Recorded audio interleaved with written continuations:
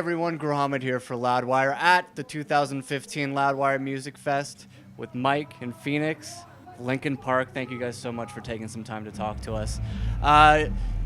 One band that's playing right now is A Day to Remember. You may be able to hear them. We can feel them right now.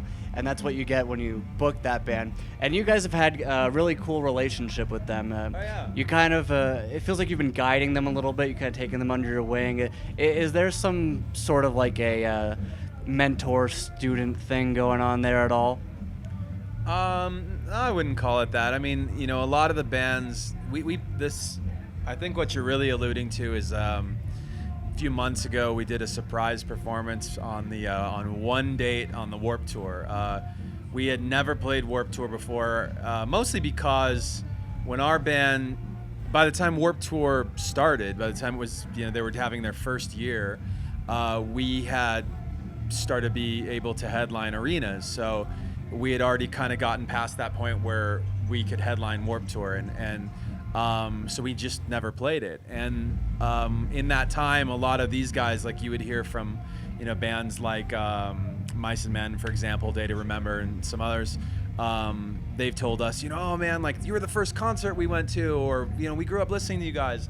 And that's a really cool feeling. It's really, you know, like simultaneously makes you feel old, and it feels good though. It's nice because I mean, I joke about that, but like I think we always feel like going from record to record and tour to tour, we try and challenge ourselves and see what we can do that's fresh and new and keeps it fun for us, and that's how it never really does feel old, you know? Awesome. And we recently got a really special look into your collaboration with Tom Morello on the last album, which is super cool. I mean, like one of the best guitarists ever, in my opinion. And I remember he was saying that it's impossible to like offend him in the studio if you criticize something he's doing. But since it's Tom Morello, is it still terrifying to like offer anything that's slightly critical? Well, I mean, I think with Tom, with different people, you get a different vibe. Like with Tom, he's a very mellow guy. I mean, maybe that's the wrong word. He's a very like he's easy to talk to for sure. So for him, with him, I'd say, you know, when we spoke to him about even coming in, everything was warm and fun and everything, and we spent a day in the studio together. An instrumental track came out of that, and we put that on the Hunting Party, our most recent record. We also, by the way, did, you know, collaborations with Paige from Helmet and Darren from System of a Down, among others, and those guys, you know,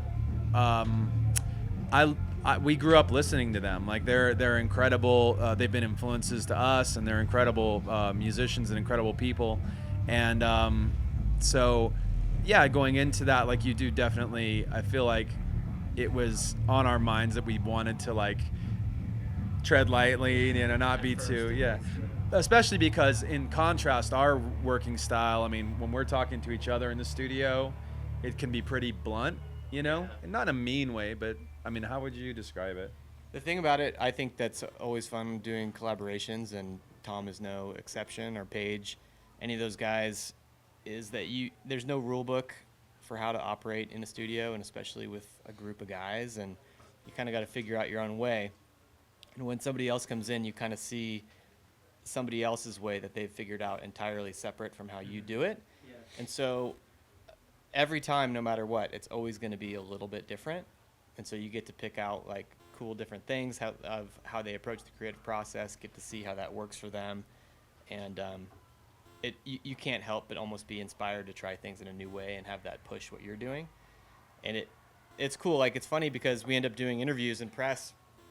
A lot of times people will ask us, you know, like almost want us to compare and contrast. Like, what's different between how Linkin Park works in the studio versus somebody else? And for us, we don't really have a lot of context for that because we don't play in outside bands that much. Yeah. And so it just gives you a fresh perspective. It gives you a new take on what somebody else is doing to do their music. And luckily, at least for us, in I think most, if not all cases, it's worked out to be positive and fun. We haven't had any experiences yet where we've gotten in like a knockdown fight with anybody other than each other. So that we got that going for us.